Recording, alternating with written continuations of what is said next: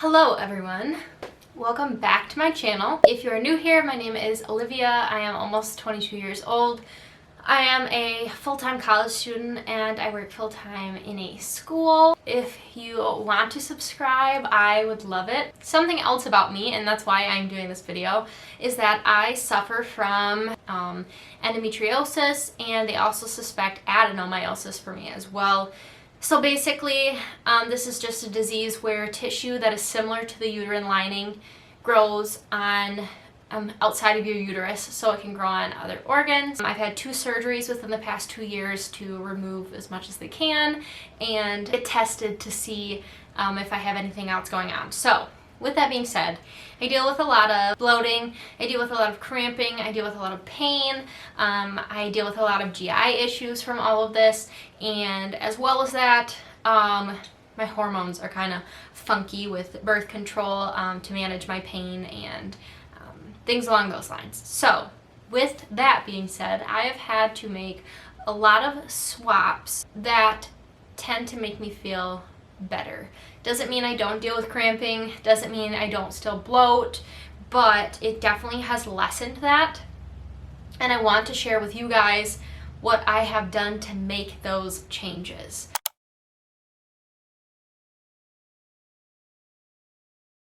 So, without further ado, let's get into the video. One is cooking with olive oil instead of vegetable oil. So there are different types of oils that don't seem to bug me, and I think they tell you to avoid seed oils. So vegetable oil, grapeseed oil, palm oil, things along those lines, because they are more inflammatory.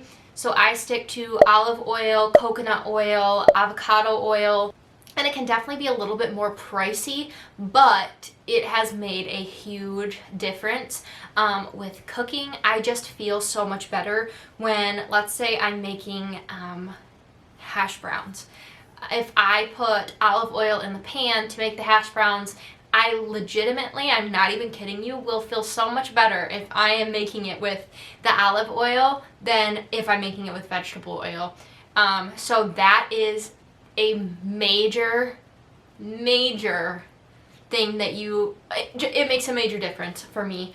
And to be completely honest with you, it might be a little bit more expensive, but it really, in reality, when it comes to how you're feeling versus the $4 difference that it might be to make that swap, I definitely recommend it. For some reason, carbonation really bugs my stomach and really gets me bloated. It makes me very uncomfortable. But I've noticed that instead of having a pop, soda, I'm from Michigan. Instead of having like a pop with bigger bubbles, this is so random, but one thing that actually makes me feel better is to have sparkling water or sparkling drinks. So the drinks, I think is what they're called. It's either or Izzy.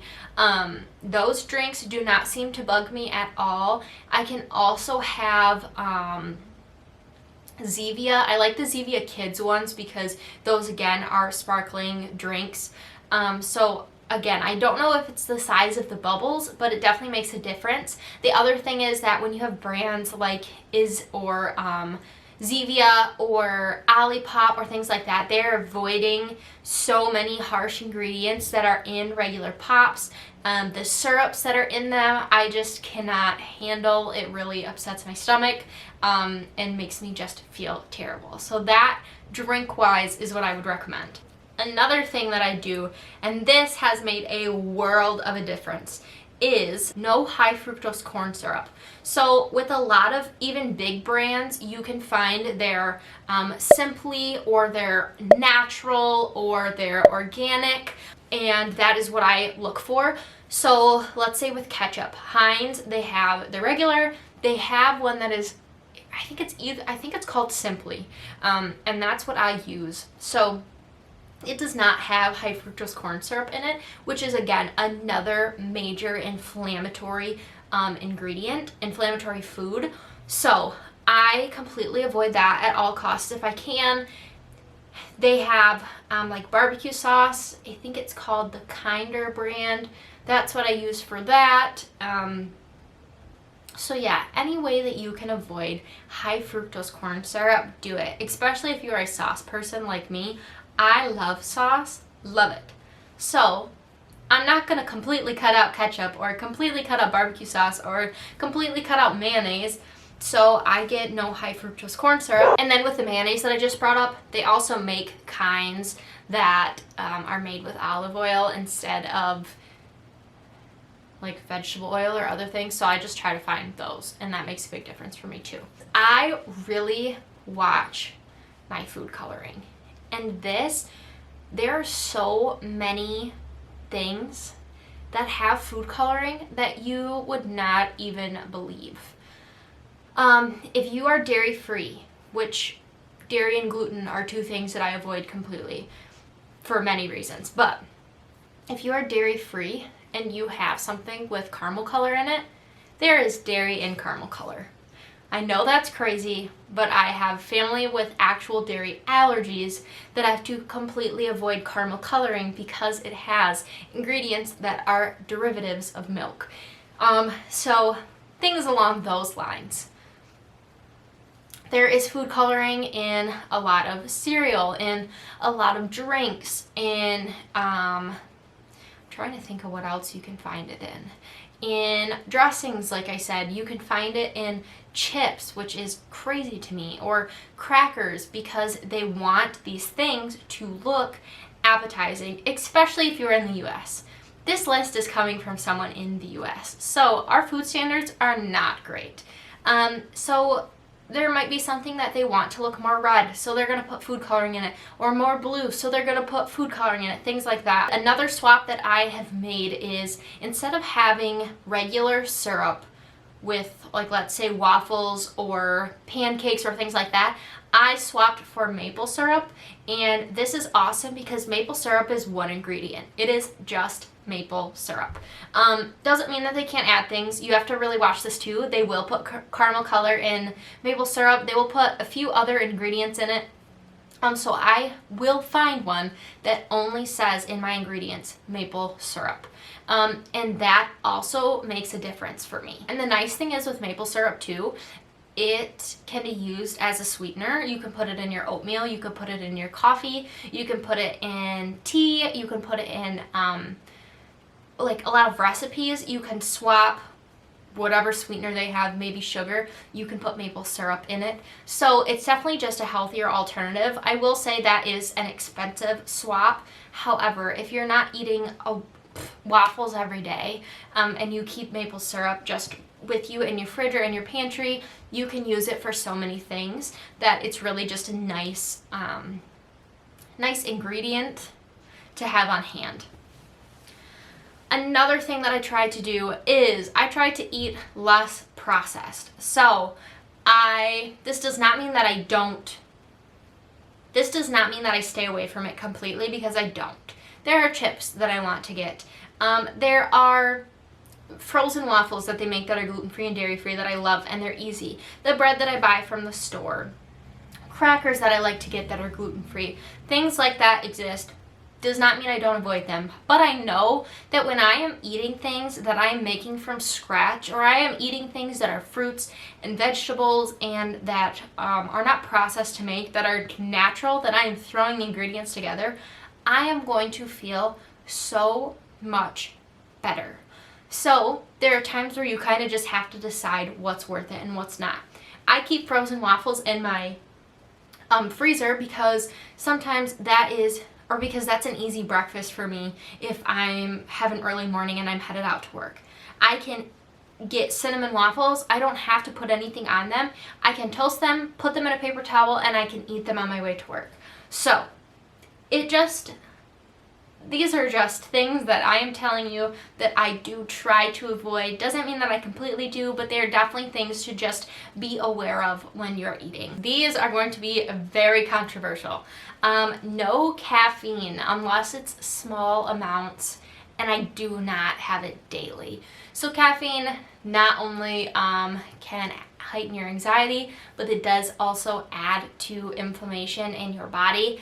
And so I almost completely avoid caffeine. The only time that I'll have it is if I'm having a tea, And normally tea contains, well, depends on what kind, can contain less caffeine. It's much less than an energy drink, which that's not even on the list because I don't have them at all. I've never had one ever. That's not true. I have tried some, but not anything like no Monster, no Celsius, no any of that.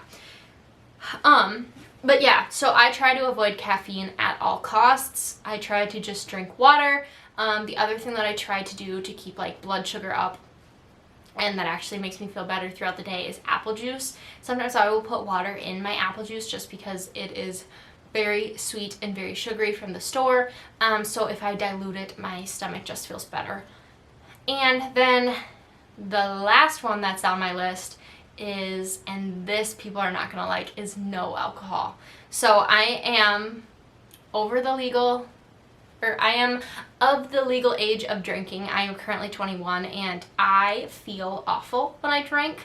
And again, I think it's because I have an inflammatory disease. If I drink, whether I have the teeniest amount or, I mean, it really takes me nothing.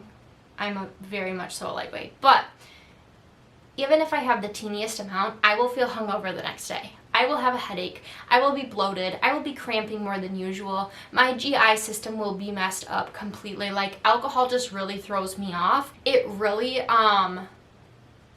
it really just impacts my body in a very negative way. I have not found anything so far that it has alcohol in it that I feel okay after I'm drinking it. The other thing, the one drink that I really like is a Moscow Mule. Well, the other thing is when you go into a restaurant and you have a Moscow Mule, what are they putting in it? They're most likely putting like Sprite or something like that in it, which obviously does not make me feel great. So, yeah, it's tough. Especially if you live in the US, it's tough. And the two major ones that I leave out completely is no dairy and no gluten, partially because yes, they add to inflammation in your body, but I cannot even get through a meal with them in it. I don't know if I am allergic. I have no idea, but my body does not tolerate them at all. So those are some swaps that I've made or things that I've completely cut out that make a huge difference for me. They keep me from having flare-ups, and even if you do not have an inflammatory disease, even if you don't have endometriosis or adenomyosis, even if you don't have hormone issues or PCOS or things along those lines, or GI issues or intolerances or anything like that, if you just want to be less bloated, if you just want to feel better, have more energy, all of those things, I recommend cutting some of this out. I'm not a dietitian. I have not gone to school for this. This is solely based off of personal experience and what personally makes me feel better. So maybe it won't make you feel better, but at least you have somewhere to start of things that could potentially majorly, in a positive way, impact your life. Because how you fuel your body and how your body feels really just changes. It has a major impact on your life, on your social life, on your mental health, on your physical health, all of those things. So I really hope you enjoyed this video. If you did, be sure to give it a thumbs up, subscribe to my channel if you are not, and comment down below any other videos you would like to see from me. And yeah, that is what I have for you guys. So let me know if you have any questions or if you have anything to add to that list, because I am always looking for some help, to be completely honest with you. I could benefit from that. So I will see you guys in my next video. Bye!